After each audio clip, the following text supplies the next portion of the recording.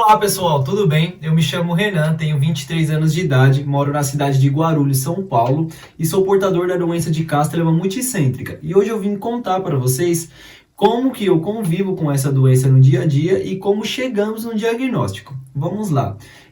Desde quando eu era criança, eu sempre tinha muita febre, na qual minha mãe sempre me levava ao médico e os médicos falavam que essa febre era de origem inexplicável e eram episódios recorrentes dessas febres. Mas desde quando eu era criança até meus 16 anos de idade, eu vivi consideravelmente bem com essas febres. Porém, quando eu completei 16 anos de idade, foi onde começaram a aparecer alguns sintomas adversos, como dores no corpo, dores nas articulações.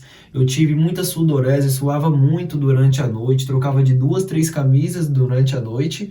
E também eu comecei a reparar aparições de linfonodos pelo meu corpo, principalmente na região do pescoço, na região inguinal. Foi quando eu comecei a me preocupar e procurar ajuda médica. Então, aos médicos, primeiramente eu comecei a passar com o reumatologista por conta das dores, as articulações e os linfonodos, e o reumatologista optou por fazer a biópsia desse linfonodo. Fizemos a primeira biópsia do lado esquerdo do pescoço e o resultado dessa biópsia foi infecção reacional. O que é infecção reacional? O médico ele alegou que eu tinha algum tipo de infecção no corpo e esse linfonodo, como método de defesa do corpo, ele inchava e era isso, era uma infecção reacional do corpo. Então, dos meus 16 aos meus 17 anos, eu convivi muito com essas dores, com essa febre, e foi quando os linfonodos começaram a inchar mais. E depois inchou do lado direito, no qual o linfonodo ele ficou até bem aparente, e tivemos que retirá-lo também. E ao retirar para fazer a biópsia, também deu infecção reacional, mesmo resultado do primeiro linfonodo. E também o médico não tinha uma certeza, um diagnóstico do porquê esses linfonodos estarem inchando e de eu ter essa dor, essa febre, essa sudorese todos os dias. Então, posteriormente, ele me encaminhou para outra especialidade, a hematologia. Comecei a passar com o hematologista e também começaram a suspeitar de outras doenças. Fomos eliminando outras doenças lá no passado e bateram forte na tecla de ser até mesmo linfoma. Eu fui diagnosticado, inclusive, com linfoma. Pediram para que eu fosse até o hospital AC Camargo para que eu começasse um tratamento oncológico para linfoma, só que lá no Hospital AC Camargo foi descartada a hipótese de ser um câncer. E de lá me orientaram a ir ao Hospital das Clínicas, aonde eu comecei a receber uma luz. Eu fiz a minha última biópsia de medula, eu também cheguei a fazer uma biópsia de medula, na qual eles descartaram a hipótese de ser um câncer, no caso do linfoma.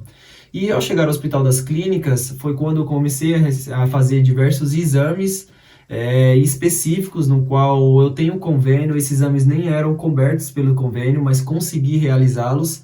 E através desses exames, chegamos no diagnóstico da doença de Castellan multicêntrica. Esse diagnóstico, como eu falei para vocês, eu comecei com 16 anos de idade essa investigação, e esse diagnóstico a gente veio concluir agora mesmo em 2021, no final de 2021. Então demorou cerca de 5 anos para mim conseguir esse diagnóstico. E conversando com outras pessoas que também adquiriram doença de Castellan, na verdade conheci apenas 2 pessoas por se tratar de uma doença rara. Essas pessoas falaram que também foi muito difícil chegar no diagnóstico de doença de Castellan.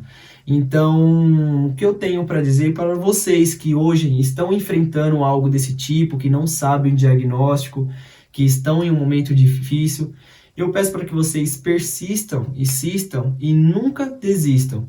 Confiem, tenham fé, porque o que tem me ajudado muito é a minha força de vontade e a minha fé de que um dia eu ia conseguir eu ia conseguir descobrir o que eu tenho, porque o mais complicado é isso.